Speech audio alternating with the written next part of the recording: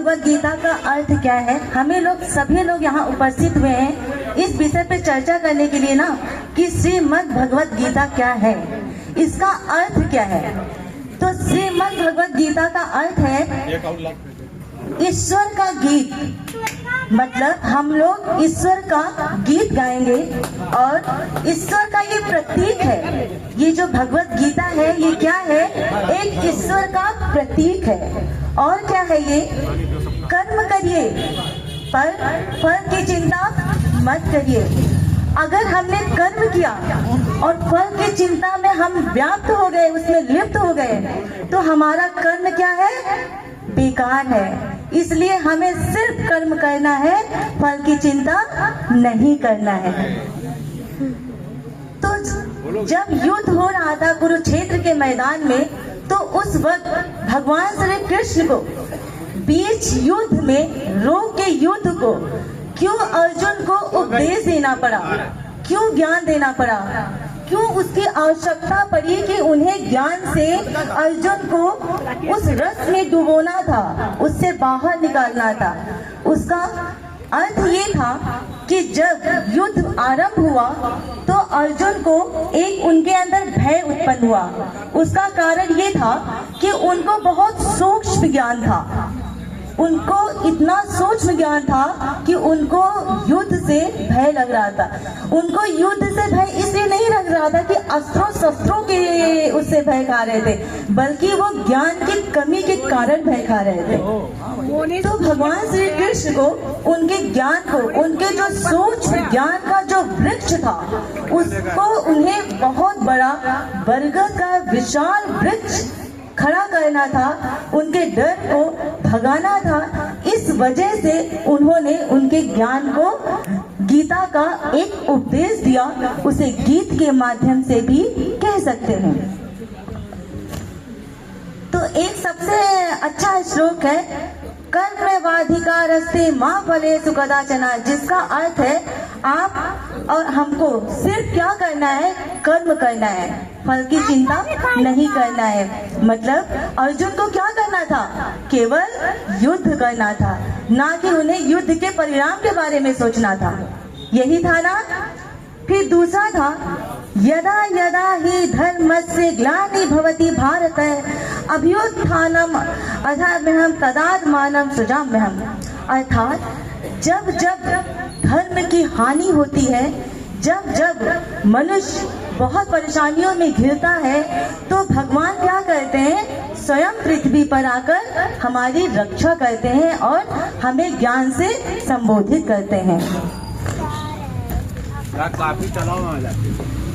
भगवान कृष्ण ने अर्जुन को गीता के सार में, उनको ज्ञान के सागर में कैसे डुबाया? कुछ उसके सार इस प्रकार हैं। कर्म पर ध्यान केंद्रित करो पार्थ। मतलब उन्होंने कहा कि पार्थ तुम सिर्फ कर्म पर ध्यान केंद्रित करो, ना कि फल पर। आत्मा अजर है, अमर है पार्थ। उन्होंने अर्जुन को क्या कहा? उन्होंने पार्थ कहते थे ना, दोस्त कहते थे, तो उन्होंने हमेशा उन्हें पार्थ के उससे संबोधित किया। क्रोध से बचो पार्थ, सत्य की शक्ति को पहचानो पार्थ। आनंद भीतर है, अपने भीतर ही आनंद है, बाहर आनंद मत ढूंढो।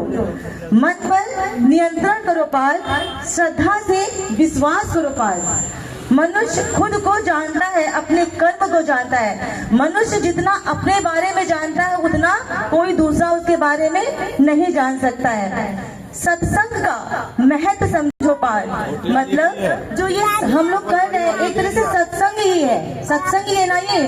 हम जब इकट्ठा होंगे तभी हम किसी चीज के महत्व को समझेंगे। इंद्रियों पर केंद्रित करो, मतलब अपने इंद्रियों को केंद्रित करो और उन्हें नियंत्रित करो। भक्ति को पहचानो, लोभ और ममता को, पाप को पहचानो, उससे बचो।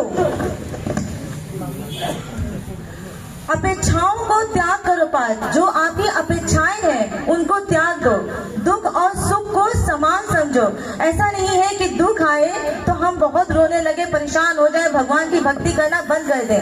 हमें बिल्कुल ऐसा नहीं करना है। हमें भगवान की भक्ति सुख में भी करना है और दुख में भी करना है। कर्तव्य का पालन करो, अपने कर्तव्य का पालन किसी भी हाल में मत छोड़ो। ऐसा भगवान श्री कृष्ण ने अर्जुन को बोला था। सोच तथा दूरदर्शिता होना आवश्यक है। अपने सोच में हमेशा दूरदर्शिता रखो। स्वयं अपने मन पर विश्वास करो, अपने मन पर विश्वास करो, लेकिन फिर भी मन क्या है, एक विचरण करने वाला हमारा मन होता है, वो विचरण करता है। हमें अपने मन में विश्वास करना चाहिए, लेकिन ओवर कॉन्फिडेंस नहीं होना चाहिए। 2 शब्द और मैं बोलूंगी।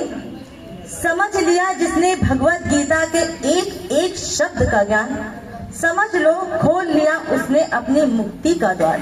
जिसने भी भगवत गीता को पढ़ा, एक एक शब्द का अर्थ समझा, उसने क्या किया, मुक्ति का द्वार सीधा खोल दिया।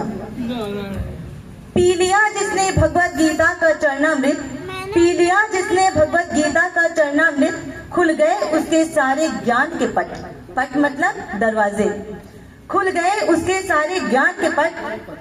पट खुले तो क्या मिले, हरि मिले।